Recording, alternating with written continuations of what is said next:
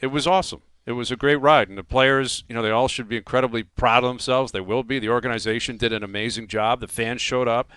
It was awesome. But you turn the page over, and now you get into the offseason, and it happens quick. Free agency's right around the corner. The winter meeting's right around the corner. Like, it happens quickly. You're going to see action soon. Yeah. And, the jaded nature of sports fans immediately are thinking, well, what are the Dodgers going to do next? Dude, no kidding. Like, let me guess. And the baseball offseason is a little weird, Hayes. It's like it happens quickly, but it's almost like this. Well, it can slow roll. It can slow roll too. There are guys that get all the way to spring training that aren't signed, big names. Yeah, that does happen. And Bregman's that very well an example. I think Bregman went right till training camp last year. Scherzer as well. Now Scherzer a bit different because of his age, but still he was late. And what happens with Bichette? Kyle Tucker's the biggest name on the market. Where does he end up going? Tarek Skubal could be traded by the Tigers. If they're not going to pay him, they very well could trade him. That's a Cy Young winner. That's maybe the best arm in baseball. Skubal's available. Do the Dodgers go trade for him and then give him $400 million? If they do that, then it's – but it wouldn't shock me if they did. I wouldn't It's be either shocked. them or the Yankees that are going to get him. So more than likely, but this is what I'm getting to. Why not the Jays? Couldn't the Jays put their hand up and say why can't you pay a guy $400 million? Do you know how much money they just made in the last 6 weeks for this season? Pay him. They can pay him. You want to run with the big dogs and not be Bob May? You got to go out there and be in the mix for a guy like Tarek Skubal and a guy like Kyle Tucker. Let's get hoodies. Don't be Bob May. Don't be Bob May. And in order to do that, because the Jays spend money. They spend money. And now maybe they don't want to give up the assets, and maybe the Tigers don't trade him. Maybe he stays there forever. But if it gets to a point where they go to the winter meetings and the reports are out there from Hazenthal and everyone else that Skubal's available and he will be traded, and whoever's acquiring him will likely sign him long term. Now, maybe Skubal won't agree to that. Get in the front of the line, man. Get active, get crazy. And that would be my message to the front office. Get back to work because you got a taste of it here. You've got a really good framework. I'm doing what I can to keep Bo Bichette. Like, I am doing what I can to keep Bo Bichette. I think Bichette genuinely would want to stay. It's going to cost money. He's 27 years old. He's still in his prime. He's a big bat. If you're relying on or expecting some regression from certain guys, I think Springer's a name that people would point to at 36. Does he have the exact same season next year as he had this year? I think that's asking a lot. Right. Bo Bichette just had a phenomenal year and a great World Series on one leg. So I'm doing what I can to keep Bo. I'm doing what I can to get in the chats with Tucker and get in the chats with Skubal. Get crazy. Get crazy and keep going. And I think if they don't do that, it would be a disservice to the fans who all showed up. And I think they saw it. I would guess ownership is probably more ambitious than ever. That would be a good thing to keep the hype train going if you're in on a couple of the top guys and you don't let them get away this time and you say, okay, we're one of the big boys now too.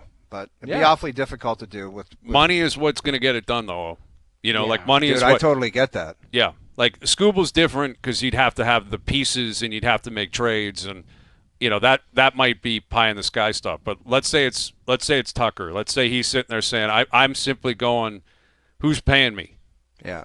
Well, but there used to be like a Blue Jay tax. Like George Springer, I believe, his deal, there was a Blue Jay tax. There was an extra year at $26 million on it, and that's what they had to do to get it. Huh? I hear you. It still might exist, though. Yeah. Pay it. Oh, no kidding. Just because everybody's in love with Toronto right now, it doesn't mean if a guy's picking over the Dodgers or the Yankees, there still might be – it might be $450 instead of $400. Who the hell knows what it might be? But it might be out there. It probably is, regardless of this run or not. You're looking at the country. You're looking at, not every city, not every situation is desirable in all of these leagues. So you still might have to pay that, we'll call it the Blue Jay tax to get. But to Brian's point, they can afford it. And they've gone big game hunting. They haven't been able to land, the last couple, but doesn't mean they haven't landed guys before. That's right. Like Springer was a big, big acquisition. Get. Like he was a big get. Like, so to me, they'll be able to get guys. It's just who, and what are you either willing to pay or give up for assets if you have to trade for somebody big. Well, and also, listen, it's still a business. It's still about money. Like you said, there are some guys who want to play here, some guys who don't. Some players that want to play in New York, some that don't. Some want to play in LA, some don't. Some want big markets, some want small. Everyone's a little bit different. But I think what this has changed is the ability even for the guys in the middle, which would be Atkins and Shapiro, to sell to the guy at the top, the owner, that you got to pay that tax. Right. Like they by all accounts, the owner was willing to do it for Ohtani to an extent for Soto, although I don't think they ever got close to the numbers that Soto ended up getting from New York. And that might have been because the owner was like, well, are we really that close?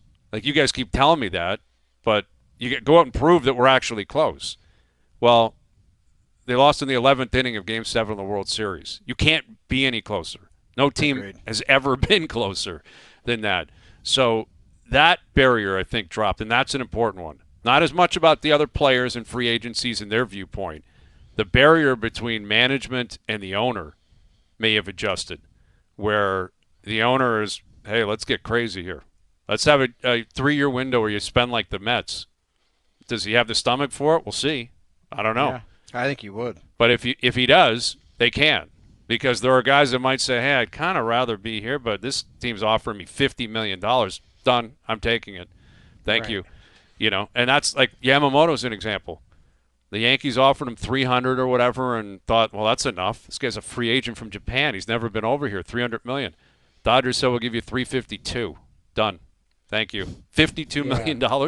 I'll take it. Maybe he was going to L.A. anyway. Yeah. But he might have been. $52 million is $52 million. Fine the $52 million.